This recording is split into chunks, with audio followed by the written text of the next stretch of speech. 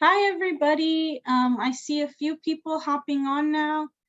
I'm going to go ahead and share the link for the Padlet, which for those who haven't used it before, it's like a website that, oh, thank you, Courtney. It's a website where you can tell us where you're joining us from on a map, but if you don't want to use that, you can also use the chat to drop where you're joining us from. And I'll share my screen so you all can see that.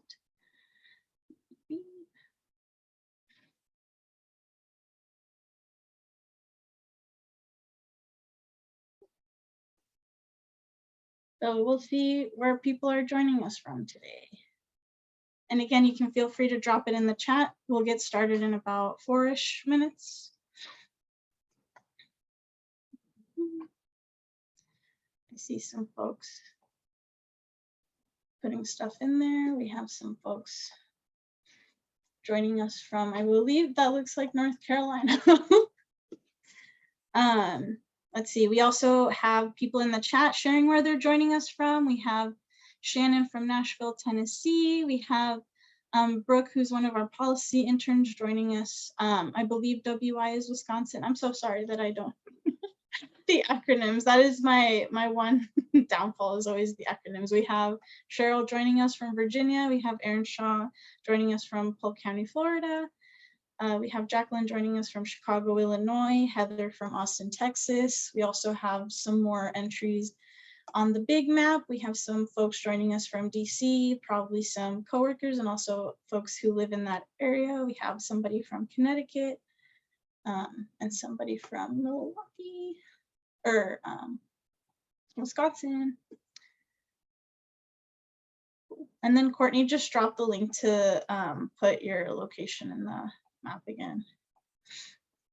If you want to go ahead and share, we have some more folks telling us where they're from, though. We have somebody from Columbus, Ohio, Kimberly from California. This is so cool. I love this feature. Hopefully we'll continue to use it. Awesome. Okay, let's see if anybody else is joining us. And then Brooke just followed up my Wisconsin comment saying that it's definitely the dairy state. I was right. All right, we have somebody joining us from Houston, Texas. Linda joining us from Minnesota. Hi, Linda. Let's see. We have Danielle joining us from New Jersey. Let me see if there's any more folks who joined us on the map.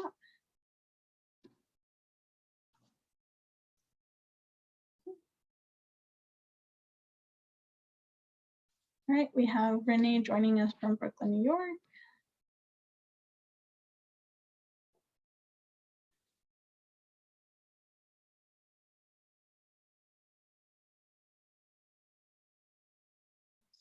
Awesome.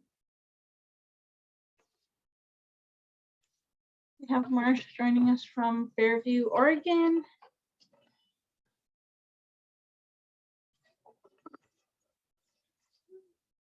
We have Karen joining us from California. Awesome. And then we have Dua Rahima joining us from Washington. Thank you for joining us, Dua Rahima.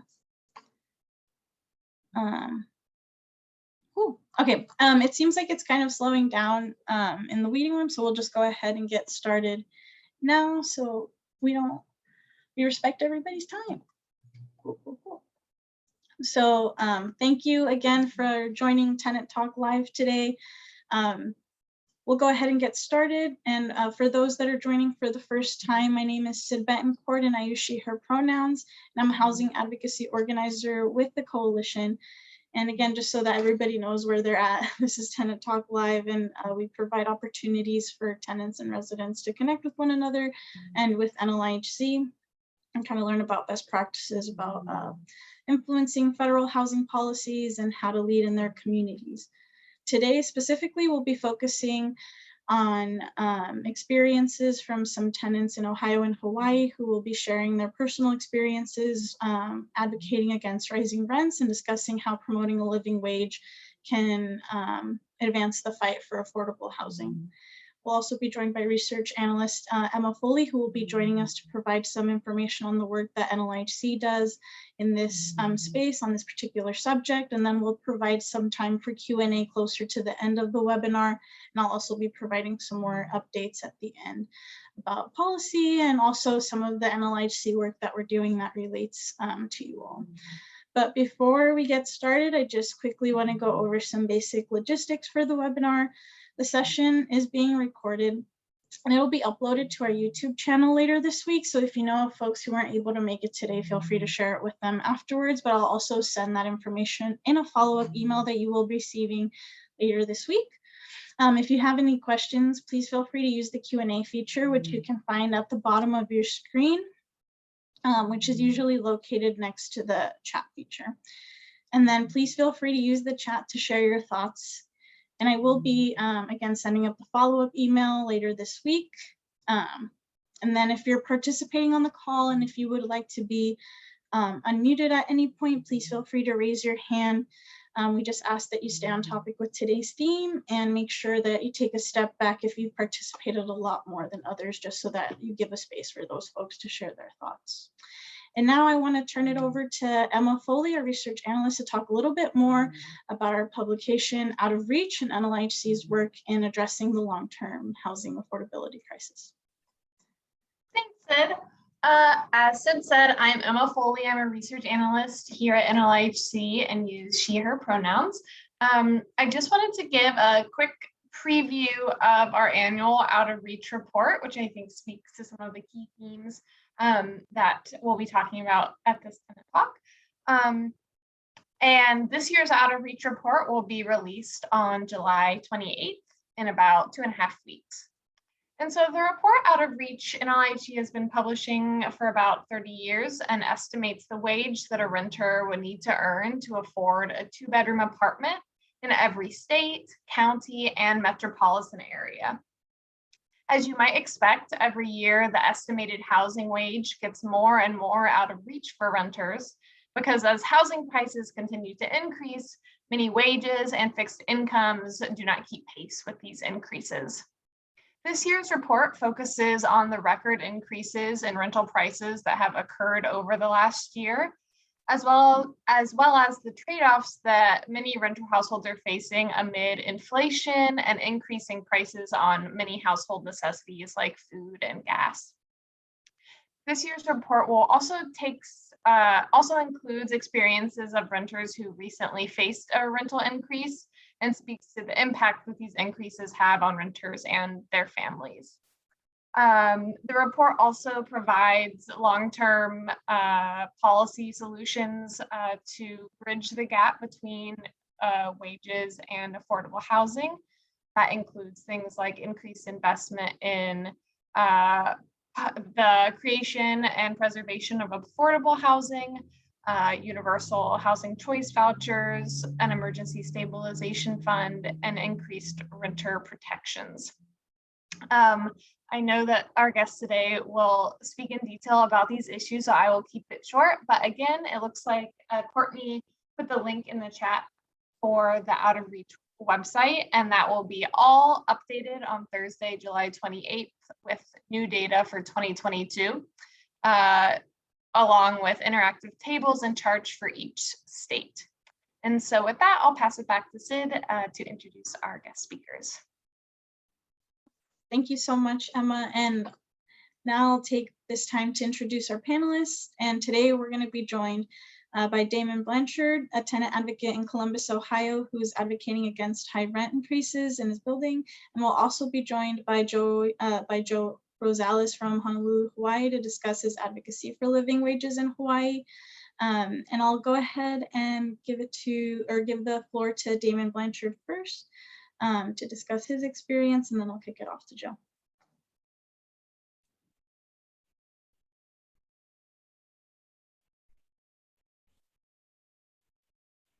Hello, everyone. My name is Damon Blanchard. I'm from Columbus, Ohio. I live in an apartment complex for the last 16 years.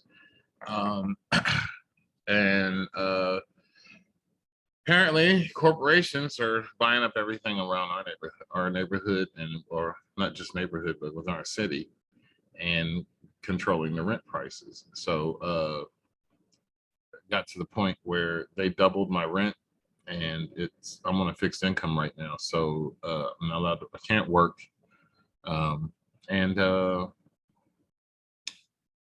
started tenant union because of it.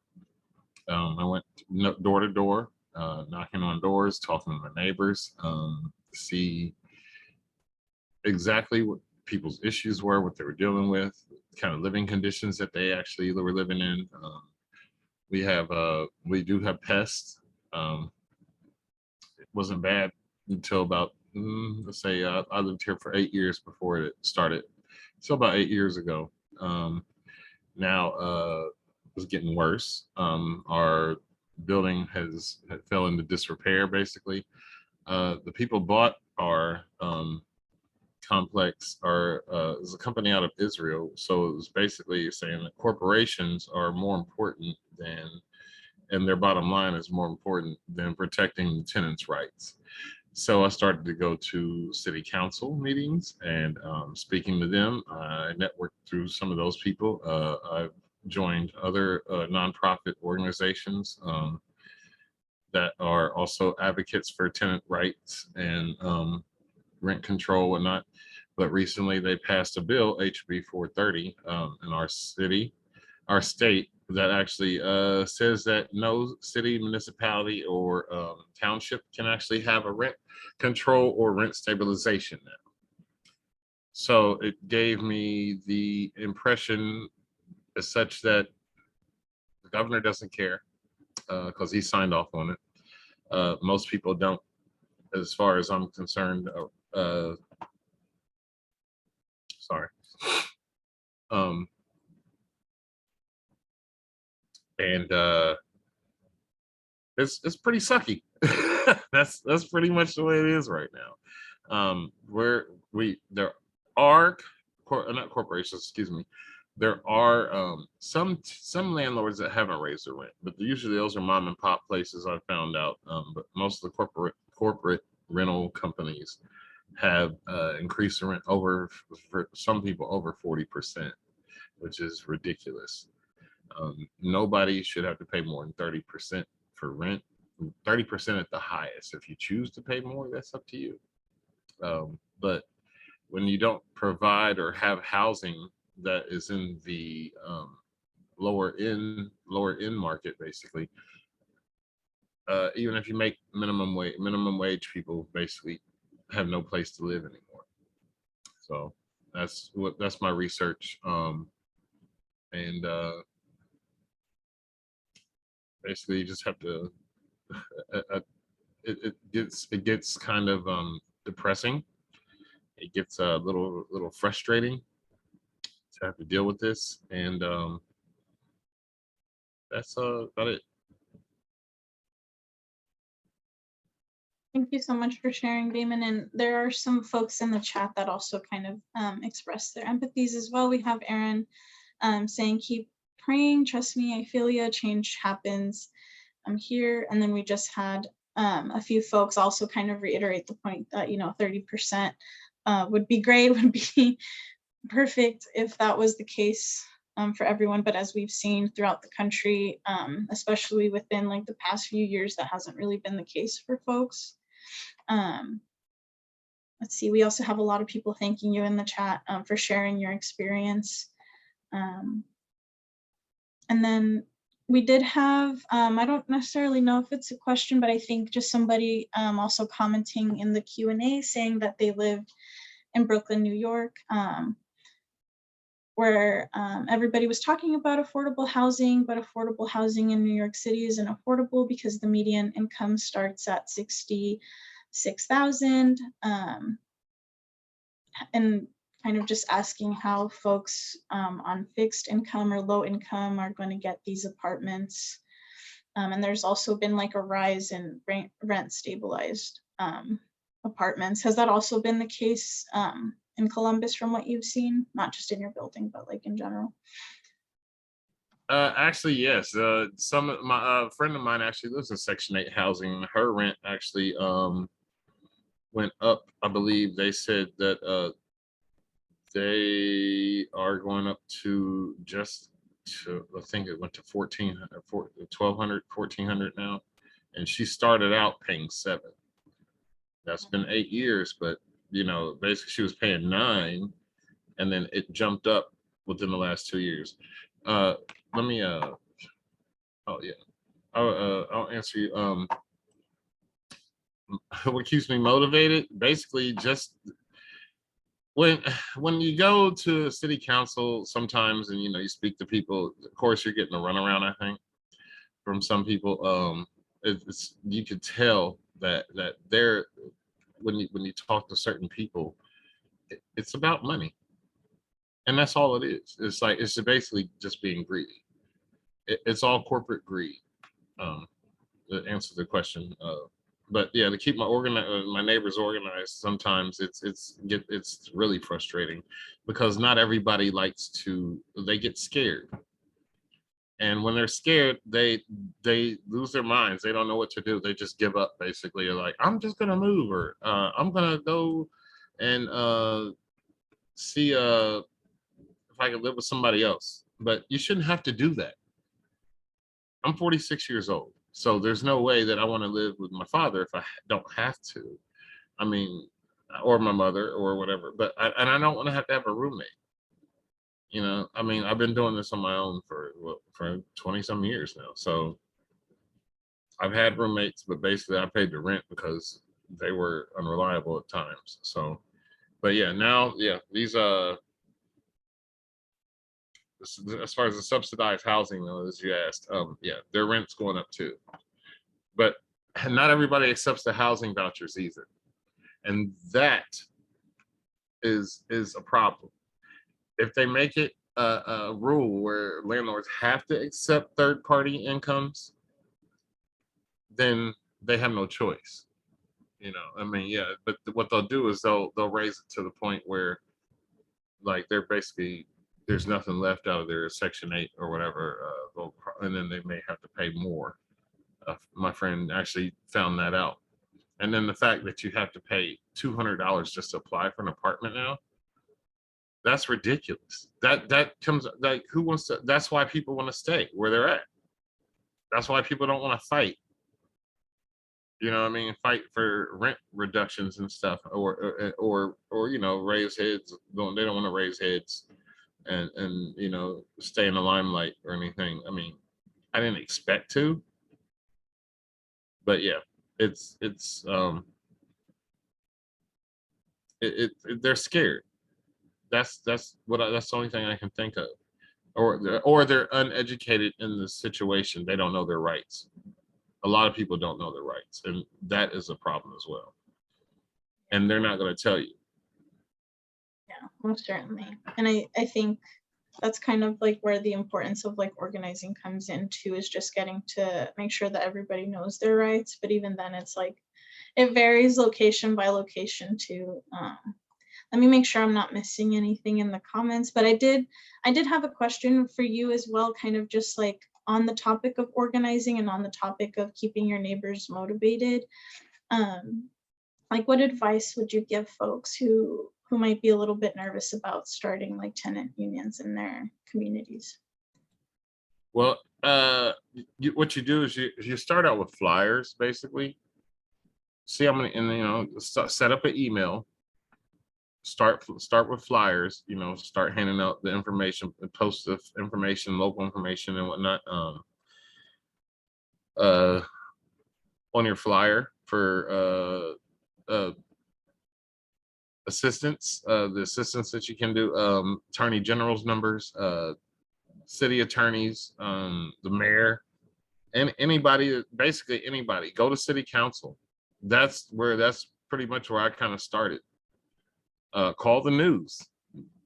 I called our local 6 on your side. I called every local news station I could. I called CNN because I know after reading what I was reading and looking at the rent prices in different places, I realized this is a national problem and it's terrible. We shouldn't have to go through this. Housing should be a right, not an option. You know. I agree.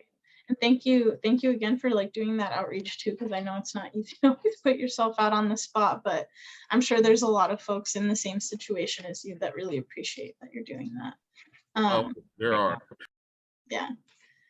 So I did see a few questions, I think just like some suggestions from the chat as well. We have a comment from Linda asking if you've considered a class action lawsuit for disparate impact. And Linda also shared later on in the chat, if you could all go together to your city council and tell your stories in brief through public comment. Have you done that before? That was like a two-part question, but I can go back and ask both of them. Oh, no, you're fine. You're fine. Yes, actually, I did. I did call class action lawyers. Of course, nobody, it's not that they're scared. It's just that if you don't have money to pay for an attorney, that's where it gets to be a problem. The only way you can do a class action lawsuit is if everybody is actually in on it and gets organized with it. I did read that, but here it seems like with the Attorney General, I did ask them about that, and they told me that each tenant would have to do an individual claim, and then once they did those claims, they could investigate further, as long as they had a number of people from the same residencies. But yeah, and it sucks because once you start to try to sue landlords, it makes it hard to actually get a place somewhere else too. Once they file, even if they file, basically all they have to do is file downtown and that's on your basically record that they filed on you. Like they just did it to me on the 30th of June, I found out without notification. So I was like, oh, well, that's what we're doing now. So basically I feel like it's retaliation now, because you didn't give me notice. And she says that she sent copies, but there's not been anything on my door for over a month. So I've been waiting for the exterminator to come out for 4 months. Yeah, that's terrible. Yeah. It's horrible. I mean, and then the one thing what they can also, the class action is if we can get a class action and everybody to go or either put the rent escrow or whatnot, that's a start. That is where you really have to start. If everybody's having issues with pests and whatnot, and then they've been notified by the city, start with city code. You have to start a paper trail. That's the one thing I realized. Without a paper trail, they won't do anything. So start documenting. If you are going to send messages to your rental office, email them, because it's post stamped. Basically, it's dated, it's time stamped, and it's legitimate. It's considered legitimate communication. Okay. Problem here is that nobody likes to respond. Yeah, and I think too, like, that kind of goes to the importance of like the enforcement and making sure that folks aren't like practicing those retaliation practices, right? Because they can say that it's against the law to like retaliate, but like who's actually checking to see if they're retaliating? You have a lot of folks blowing up the chat, Damon. I think a lot of folks resonate with what you're saying. We have the last thing that I saw was something from Jacqueline about corporate realtors having organized homeowners property managements to keep up certain populations out of neighborhoods due to high prices, new discriminators, new ways to discriminate against folks. A lot of folks talking about just like the application fees being off through the roof, which you mentioned earlier. Some source of income discrimination, which we'll talk a little bit about later on in the call as well. And then for the person that is from Brooklyn who is attending the call, Mrs. Brown, who spoke on our call last month, said to go to your community board's housing committee and ask that they hold developers' feet to the fire who are building 80/20 or LIHC housing where the AMI starts at 30%. Let me see if there's anything that I missed. Jacqueline also sharing that eviction records are now part of public records where a person can read a person's information, or anyone can read a person's information. We also have Brooke joining us from the Resident Action Project in Washington, and they're having discussions with HUD right now about decriminalizing homelessness. And then in RAP, they're having discussions to design policy for 30% rent to income ratio. And then more folks just expressing sympathies again. Awesome. Let me answer a question. The first-time homebuyers programs. No, that right now, unless you actually have cash to put down, even though they offer you $5,000, okay, for a down payment, whatever. But it's if you really think about it, it's not enough. Okay, and it gets, like I said, it gets frustrating, especially for the fact that there's no affordable houses out there right now. When there actually aren't any houses to buy, it doesn't matter if you can do the first time home buyers program or not. When they're not affordable, when houses are starting at 150,000, when they used to start at 55,000, like 5 years ago, I could have bought a house. I tried. I definitely tried. It was right next door, pretty much, one street over, and for some reason it didn't go through. I didn't have enough credit, so my credit wasn't high enough or whatever. It was, I mean, it was okay, but it wasn't like perfect, of course. So, and that's the other thing with as far as apartments go. They want to check your credit for everything now. It's like, okay, so I have the money and make the money and do this, but and pay the rent, but my credit is not good enough for you. So, and then on top of that, they want you to make 3.5 times the rent, 4 times the rent, 3 times the rent. If people are making $3,600 a month or whatever, they can afford a house payment. Who wants to pay rent if you're able to do that? Sorry, I was getting really sucked in with like the comments that were coming in too as well, but I really appreciate you taking the time to go through the answer or the questions so thoroughly, Damon, and thank you again for sharing your experience. And I'm sure a lot of folks will probably have more to say, and we'll save some time at the end to see if we have any extra questions that come through. But thank you again for sharing your experience. We do have somebody named Luz who shared that they're also from Ohio, so we'll probably share your email after if that's okay, just so that folks who are in Ohio can connect with you as well. Cool. Well, thank you so much, Damon. And again, if there's anything that we can do to help, you have like this community now who has your back. Okay, cool. So, actually, can I say one thing? Yeah, of course. There is something that what everybody can do is write your senators and stuff, but because they are the ones that are in control, and vote these other guys out. Really, seriously. Forget Democrats, forget Republicans, put independents in there who basically are for the people and want equal rights for everybody. That's what we need to do. The problem is that nobody's willing to do it. And we do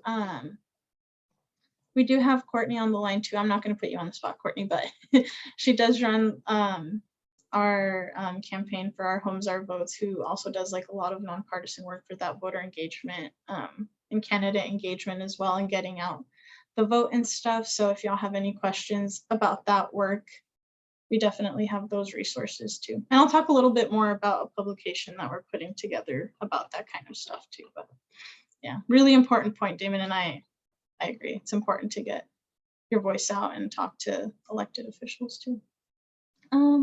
Cool. So for the sake of time, I'm going to go ahead and move over to our next panelist. But thank you again, Damon, and we'll go ahead and take any questions with the extra time we have at the end of the webinar. But I'll go ahead and turn it over to Jhoe Rosales now from Hawaii. And I'll go ahead and share your screen, or my screen as well, Jhoe. That way you won't have to flip through the PowerPoint yourself. It'll just take me a minute.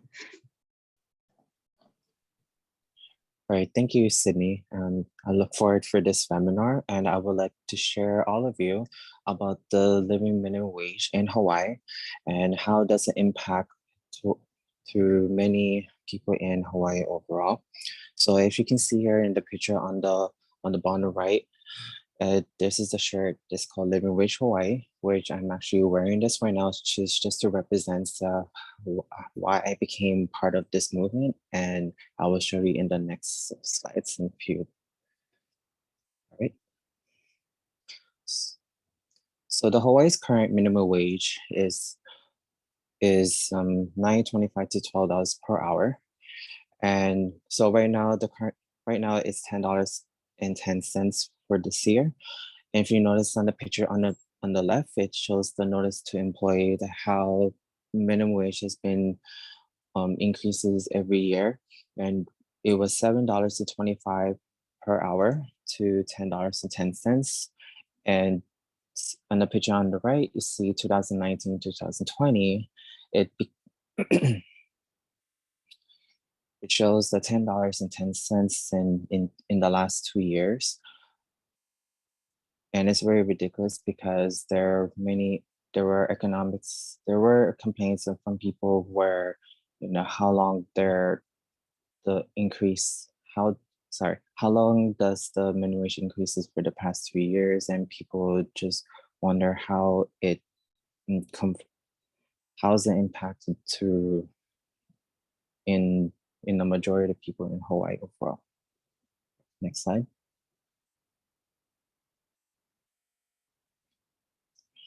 So this is a proposal of the minimum wage hike, and I will show you a video and how the KHON2 News demonstrates how does the minimum wage started and how does $18 per hour is important for locals in Hawaii. So I'm sorry, it'll take me just a quick second to put it up there.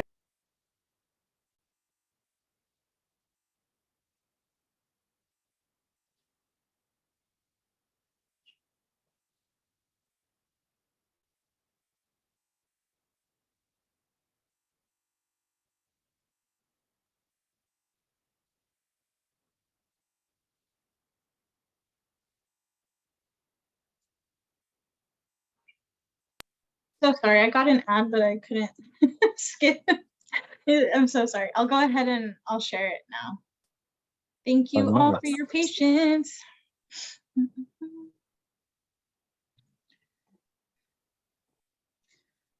we go.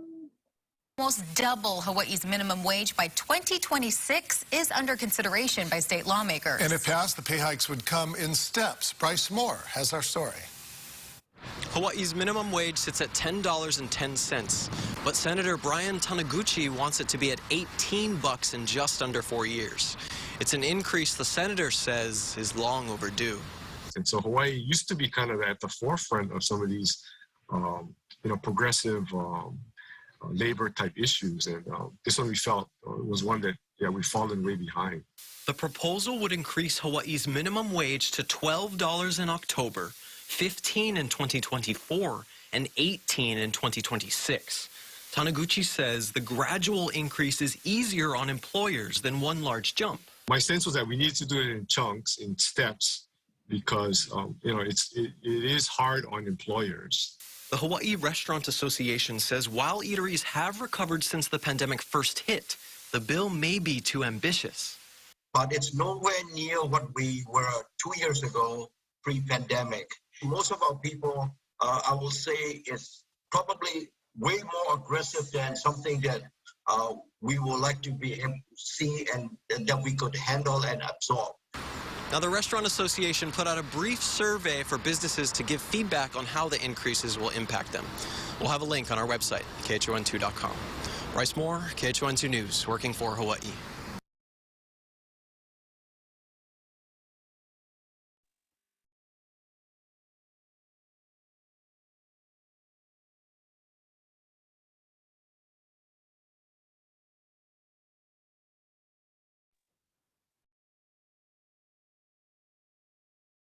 So sorry. I always have technical difficulties when it comes to the videos, but I'll put it back on just in a quick second.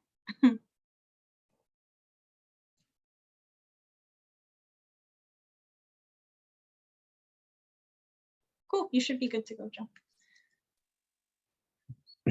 Thank you. So as you can see in the video, it demonstrates how minimum wage has been debating to 2026 by $18 by 2026, and how it impacts it to the restaurants and business. And I know there are people what did mention that how business, how if people do decided to increase the minimum wage by $18 by 2026, it will impact the business. But sometimes, like, I understand, like, the businesses it really does impact, but what about the people and how they have to survive to live in Hawaii? Because it's, as far as you know, Hawaii is expensive. It is one of the highest economic that people cannot even afford a house for one job in a minimum wage job. And this is something I would like to show you for the next slide as to purpose as to why it's important. Proposal to almost. So from Charles Brown, he said about according to proponents, raising Hawaii minimum wage is necessary to help the working poor. However, as an entire poverty towards the minimum wage is undoubtedly inefficient. There is surprisingly little correlations between a worker earning the minimum wage and living in poverty. In Hawaii, we have the largest population of homeless, and it was really difficult to see homeless people in the areas in Hawaii, and knowing how there are a lack of sources in Hawaii where homeless is not really as important, and not only homeless but also like for people who had to work multiple jobs in order to sustain living in Hawaii. And I really felt bad for those who had to survive through the harshest time, especially multiple jobs, because I'm one of those people who had to work multiple jobs, and it's terrible. Which I will show you the next slide of my experiences in the minimum wage movement, where I was involved in the Raise Up Hawaii coalition with some friends. And I strongly feel that minimum wage should be increased in a few short years. And I'm pleased that it has been raised more than ever in the history of Hawaii. In my experience, I shared my perspective as a student and a worker who holds 3 part-time jobs, along with my father who works 3 jobs, along with Uber and Lyft. So I'll be showing a video of where I shared my experiences in the rally.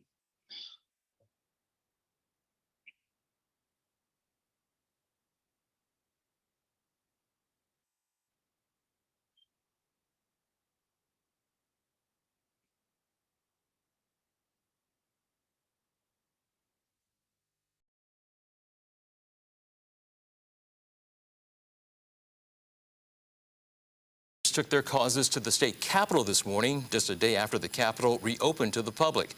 Some called on state lawmakers to raise the minimum wage in Hawaii, which is currently $10.10 an hour.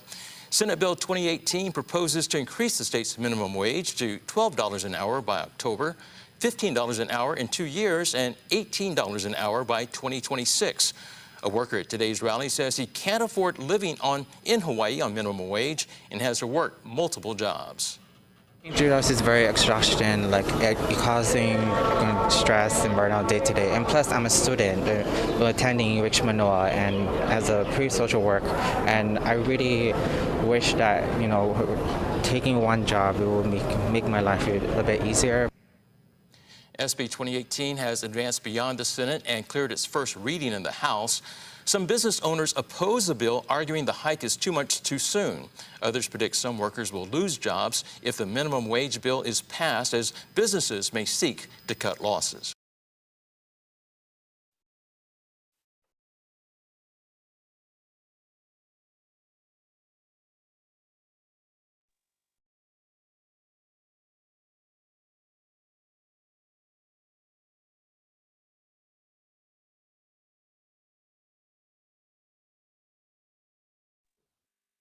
Jhoe, you should be good to go. Okay, thank you. So the next slide is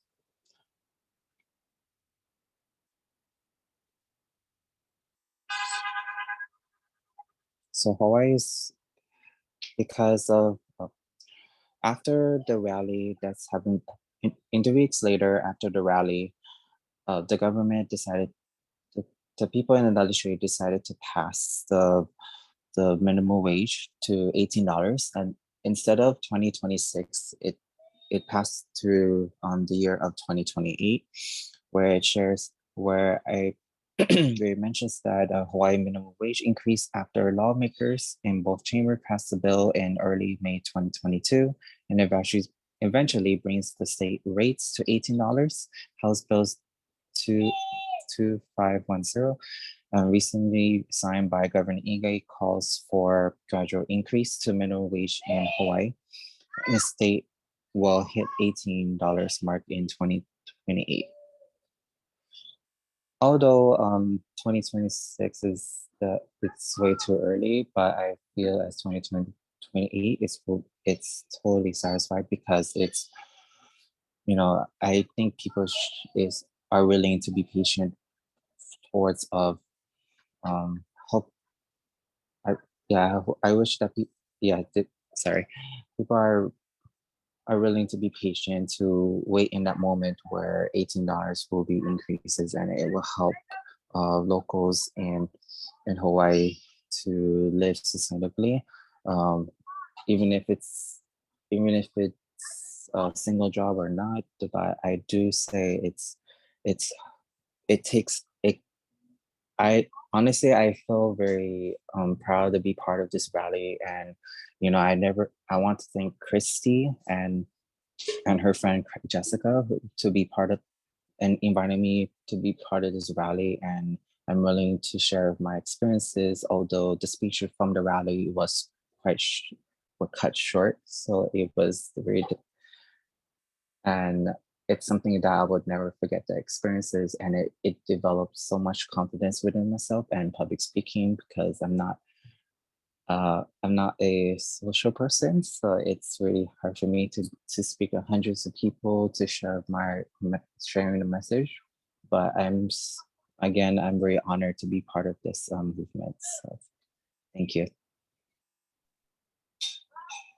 Thank you so much, Jhoe, for showing or sharing, I should say, like your experience, but also like the advocacy that you did and like the work that took to do that. And I know you thanked some of the folks at Hawaii Appleseed, was it, Christy, and some other folks there who also helped guide you in that journey a little bit. But I know you did a lot of awesome work yourself, so thank you. You got a lot of kudos in the chat and a lot of folks kind of just sharing their comments as well. So I'll share some of those out loud too for the folks who might be joining us from home or watching this a little bit later. Rachel Johnson saying they allow rent increases too much too soon, but wage hikes are too much too soon. It's all a game. By the time it gets to 18 an hour, rent amounts will require even more hourly rate. And there was a lot of, there's like a few other folks who also expressed that concern that, the minimum wage will rise over time, but by then, the rent will probably be much higher by then. And I think that's like a concern that a lot of folks are worried about. Was that something that came up while you were doing your advocacy too? Yes, because not only the minimum wage that's been focused on, but we also Christy and we've been working on the EITC, which is the earned income tax credit, which is also passed the bill as well, which is helps of many people in Hawaii to increases their state taxes, and I'm one of those people who is eligible for the earned income tax credit, and I really pleased to have to, having that amount of money to, use it for school and also for helping my parents, because I know my parents is the one who I wanted to help. Yes, my parents will have difficulties to, living especially my father, because he had to work a lot and going Uber every morning, and it's kind of hard to see that he doesn't have enough breaks. It's it's pain for me, but at the same time, my dad is a very resilient man, so he continues to work hard and has to do something in order to live in Hawaii. Thank you so much for sharing that. And I have my fingers crossed for y'all and hope that it won't have to be like that for much longer. But there's some folks in the chat also just sharing their empathy as well. Just saying, Linda saying, it is very painful to experience that. And I know for myself too, like my dad, also, I laugh a little bit because he just retired, I think like 2 or 3 years ago, but now he wants to go back because I think he just missed the feeling of like the hustling, but we shouldn't have to be, accustomed to that hustling like all the time just to make a living wage. Mhm. We have, oh, sorry, go ahead.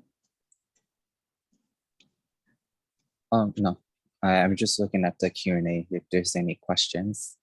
Yes, I did see the comment from Nakia Sims, just saying that due to higher cost of living, it would be a federal increase.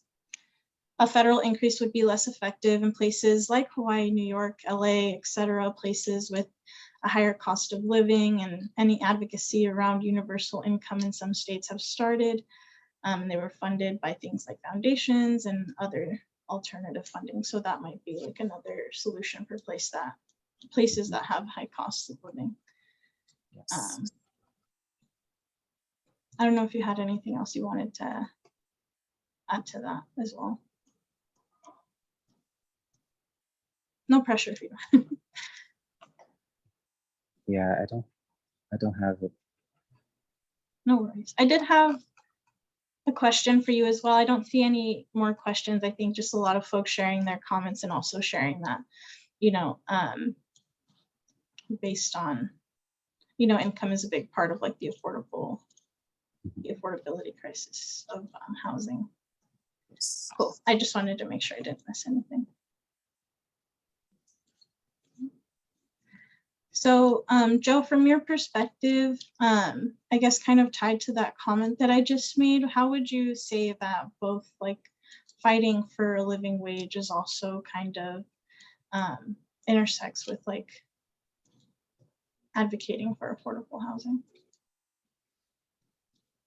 I think it's important. I think that living in a minimum wage to affordable housing, it's really difficult because for example, as I mentioned before, as I mentioned again, like one job, having a single job in Hawaii is not very sustainable. So like multiple only a couple jobs is the only way that you have to sustain living, unless you're doing like Uber or DoorDash or Lyft. But to me, I found it unfair where the governments or even the legislators is not even taking it seriously to think about people so much, and like even like those Hawaii public houses, like some of these houses is not being taken care of, especially for like elder people who have to live in these houses, and they don't really care about their they don't really care about how health is, how they don't really care about what's helping people, to those who need help. And I feel as the government doesn't do anything unless you're in like a special program, for example, for like a food stamps or SNAPs. That's the only way you can to to add some wages into their income. But sometimes however, some people don't really rely on stamps a lot because they have a tendency to work multiple jobs, and that's the only way they can sustain. But it's the options where people who do choose Hawaii, they do choose food stamps, and I think that it's really I just wish I wish I can just talk to the legislature and, speak about, from my perspective and people's perspective, not only to minimum wage, but also understanding how we feel about living in Hawaii, because you know how, like I said, it's very expensive, and I just wish that, and plus the gas station is going up too, so it's really important. Like they could just listen to us and see what they can do about it. I agree. And thank you again so much, Jhoe, for sharing. Unfortunately, we ran out of time for a little bit more questions, but Jhoe, if you want to, you can type out the answers that are in the Q&A, and we'll follow up with anybody that we didn't get to. And then I'll go ahead and just move us forward with the rest of the presentation. But again, thank you so much, Damon, and thank you so much, Jhoe, for joining us today. And thank you everybody for the awesome questions, and to our panelists for the thoughtful answers. I think we all learned a lot today, and hopefully this will help us to, again, to whoever asked the motivating question, to continue motivating us for future advocacy. But yeah. Now we'll do some policy and NLIHC updates really quick. I promise you we got some good stuff today, so we'll try to make it quick, but I'm going to turn it over briefly to my colleague Kayla to provide some updates on a new bill on source of income discrimination. Yes, hi, thanks Sid, and great presentation, Jhoe. It was really good to learn about your work. So my name is Kayla Laywell, and I'm a policy analyst here at the National Low Income Housing Coalition. And I'm going to talk about the source of income discrimination bill, officially called the Fair Housing Improvement Act. So the Fair Housing Improvement Act was introduced by Senator Kaine and Representative Peters of California about 3 weeks ago on June 23rd. The Fair Housing Improvement Act would prohibit housing discrimination based on source of income the Fair Housing Improvement Act would prohibit housing discrimination based on source of income and military or veteran status.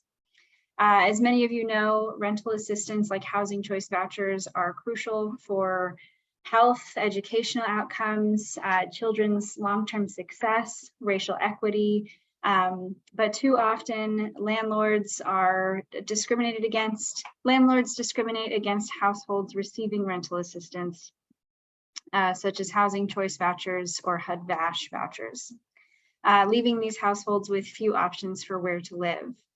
Research has shown that landlords deny housing to households with federal rental assistance, particularly in markets without source of income protections. While several states and localities have passed source of income protection laws, federal law does not prohibit this type of discrimination. As a result, only 1 in 3 households with a voucher are protected by non-discrimination laws. And again, just to clarify, those are the state and local laws. By expanding this protection to renters nationwide, the Fair Housing Improvement Act would make it easier for households receiving federal housing assistance, including veterans, to live in communities of their choice. The National Low Income Housing Coalition has worked with national organizations to endorse the legislation upon its introduction a few weeks ago. We had over 50 organizations endorse the bill, and we're working on a letter for more organizations to support the bill. I'm going to drop a fact sheet on the bill in the chat right now, as well as my email in case anyone has any questions.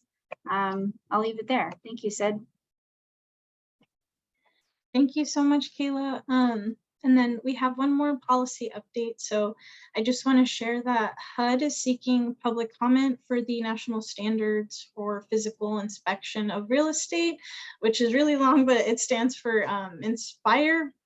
And they're just looking for some comments on the health and safety inspection standards that would accompany the final INSPIRE rule. If you've heard of this before, or if you want to learn more, please feel free to contact us. The comment period ends at the end of this month.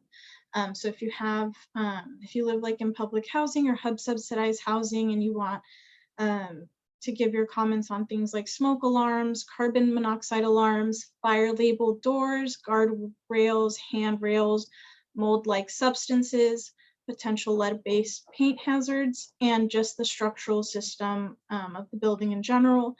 We do have some resources that we can share with you to help you put your comment together, just because I know, like, even for myself, like, I was trying to learn how to do this and it was a little bit tricky. So please feel free to reach out to myself or Gramlich, who also works on these specific issues in particular. So we can kind of help you out if you're interested in submitting those comments. And now for NLIHC updates, which I'm really excited about because we have a lot of cool ones. So we have our new issue of Tenant Talk coming out next month, and it's going to be called Housing is Built with Ballots. And this issue is a special election issue similar to what NLIHC has done in the past. We'll have important information on the voter engagement, candidate engagement, and voter registration. And as always, we'll have renter perspectives from people with lived experience on getting people registered to vote. We'll also be featuring art from a tenant in our network on the cover itself. If you wish to sign up for a paper copy, you can do so at the link that Courtney just dropped in the chat.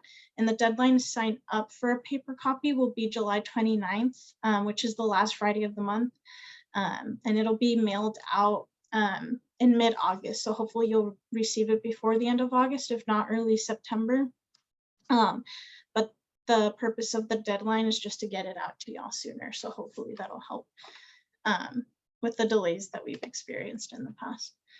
And then moving on to the next update that I have, just to provide you some context beforehand, I did want to share the link to NLIHC's On the Homefront blog that Courtney will drop in there shortly, but we're excited to announce that we want to invite folks such as yourselves to be involved in this process. So if you're a tenant, resident, or renter who would like to write a guest blog post about federal housing advocacy, we invite you to reach out to us. And then just give me a quick second. We're going to figure out the share the share screening again really quickly.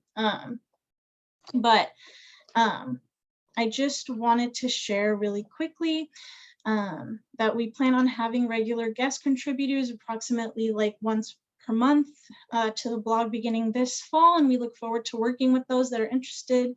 On the PowerPoint slide, you'll see some more information on how to enter for consideration. You know, you can reach out to us, but we also hope that you'll include your name, your contact information, preferably the best method for yourself, just because we want to make sure that we're able to get back to you as fast as possible. And then if you want to do a topic or like a short summary of what you're thinking about writing, you can send that to us as well. And then we have a list of potential topics that you can talk about if you need some inspiration. But if you need further inspiration than this, I would also recommend that you check out our Tenant Talk publications from previous years to also get an idea from renter perspectives in those publications, because that's kind of what we're looking for essentially. But since it is a blog, we're trying to keep it a little bit on the shorter side. So if you can keep it from 500 to 750 words, and we'll be in touch with you if you're selected for the month. And again, this probably won't start till fall, but we wanted to reach out to you all now, so that gives you enough time to reach out to us and we can be in that conversation together. And I would also encourage you to reach out again if you are interested in participating to outreach@nlihc.org. Cool. And I'll share this PowerPoint slide in the eBlast too. So if you don't see it right now, you can feel free to reach out to us after. And then lastly, one last announcement. I wanted to invite you all to the film and screening of the film by, I think it was PBS, called A Reckoning in Boston, which we will be screening this Sunday, July 17th from 3 to 6:15 p.m. We'll have a discussion right after the film. The tenant and community leaders that are in that film are actually going to be joining NLIHC in conversation. And the screening itself is part of NLIHC's Summer of Ideas, which stands for Inclusion, Diversity, Equity, Anti-Racism, and Systems Thinking educational series for the summer. And I believe we just dropped that link in the chat. Cool. And then I just want to make sure that I didn't lose any or miss any questions. So can that be emailed to us? I believe that was in reference to the slide, but anything that we share in the webinar will be emailed out as well. And then there will be compensation for the authors. I'm so sorry that I didn't include that in the slide, but I'll include that in the slide when we send it out. I can't remember the number off the top of my head right now, or else I'd tell you, but we did come up with a number for that, but it'll just be one person per month. Cool. I think that was it. Let me make sure I didn't miss anything else. Cool. And then Claudia, I'll look forward to your email for HUD, and I think that's about it. Cool. Thank you all so much. Again, if you have any questions or if you have any topics for future tenant talks, please feel free to email me. And don't forget to join our Facebook page, because that's how we join together. That's how we organize together. So please feel free to join the Facebook group, and have a great night, everybody.